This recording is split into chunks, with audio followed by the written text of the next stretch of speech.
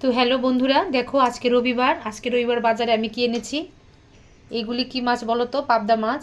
এখানে পাবদা মাছ 1 কেজি আমি এনেছি। এরপরে এনেছি চিংড়ি মাছ।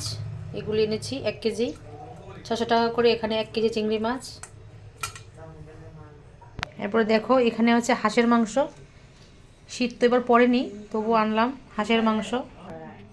তারপরে এখানে আনলাম বড়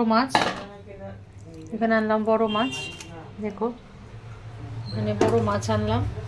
এগুলিকে গাছ কাপ কাতা পেটি আনলাম। আর দেখো আর একটা কী মাছ এনেছি, এই লাস্ট আনলাম গুলাইয়া মাছ। এগুলো হচ্ছে গুলাইয়া, বড় বড় গুলাইয়া, এগুলি আনলাম।